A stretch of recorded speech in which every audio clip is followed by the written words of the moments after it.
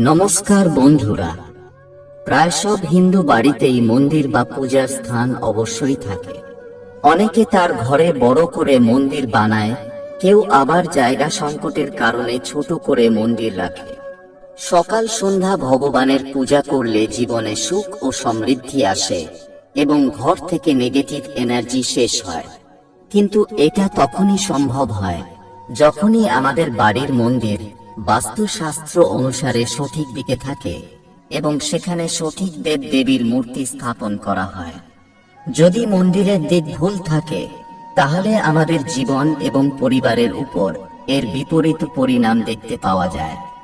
আজকের ভিডিওতে জানব বাস্তুশাস্ত্র অনুসারে ঘরে মন্দির কোন দিকে রাখা উচিত এবং আমাদের ঘরের মন্দিরে কোন দেবী দেবতার মূর্তি বা ছবি একসাথে রাখা উচিত এবং উচিত নয়, যাতে তাদের আশীর্বাদে আমাদের জীবনে সুখ শান্তি ও ধন সম্পদ ভরপুর থাকে। কেননা আমাদের শাস্ত্রে কিছু দেব দেবীর মূর্তি বা ছবি একসাথে রাখা বারণ করা হয়েছে। এমনটা করলে তাদের নেতিবাচক প্রভাব আমাদের ঘরে পড়ে। তো চলুন জেনে নেওয়া যাক বাস্তুশাস্ত্র অনুসারে আমাদের মন্দির সম্পর্কিত মহত্বপূর্ণ কথা। আমাদের ঘরের মধ্যে মন্দির সবচেয়ে পবিত্র জায়গা। আগেকার দিনের বাড়িতে মন্দিরের জন্য একটি স্বতন্ত্র ঘর থাকত, কিন্তু এখনকার দিনে ছোট্ট বাড়িতে সেটা সম্ভব হয় না। কিন্তু আপনি অবশ্যই আপনার বাড়িতে বাস্তু নিয়ম মেনে মন্দির তৈরি করুন।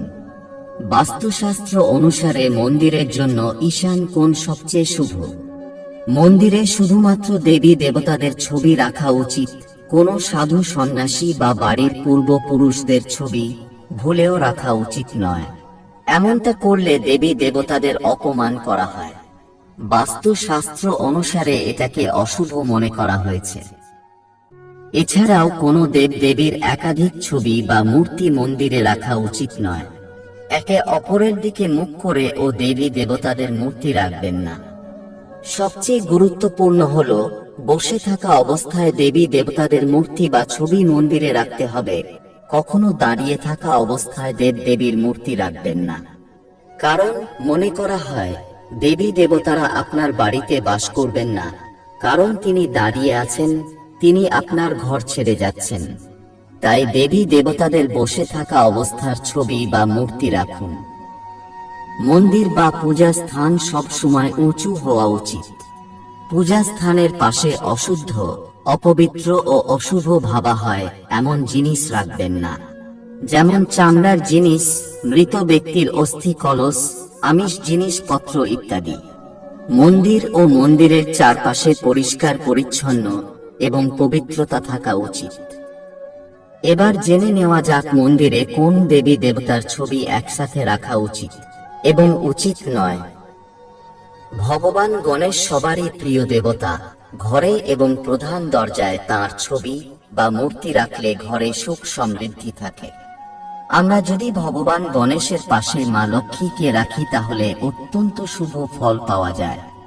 এতে মা লক্ষ্মীর কৃপায় আমাদের ঘরে ধন সম্পদ আসে, আর বুদ্ধি ও সিদ্ধির দেবতা ভগবান গণেশ আমাদের সেই ধন সম্পদ সামলে রাখার বুদ্ধি ও বিবেক প্রদান করে।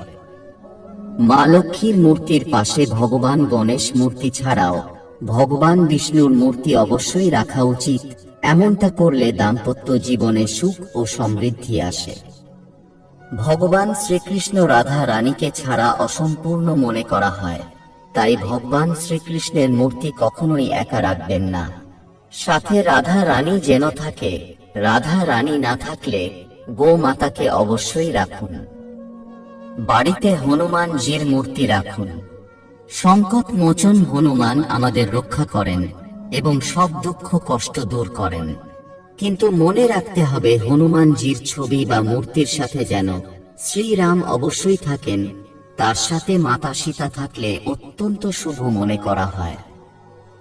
ভগবান শিবের মূর্তি রাখার সময় মনে রাখতে হবে সাথে যেন মাতা পার্বতী থাকেন। ভগবান শিব ও মা পার্বতীর একসাথে পূজা করলে বিশেষ ফল পাবেন এবং ঘরে সুখ শান্তি থাকবে।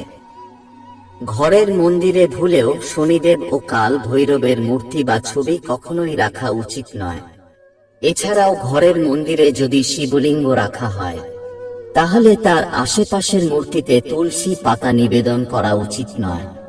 এমনটা করা অশুভ মনে করা হয়।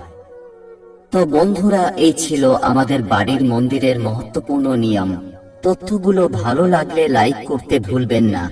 আগে এরকম ভিডিও প্রতিদিন দেখার জন্য আমাদের চ্যানেল অবশ্যই সাবস্ক্রাইব করে রাখুন। ভিডিও দেখার জন্য অসংখ্য ধন্যবাদ।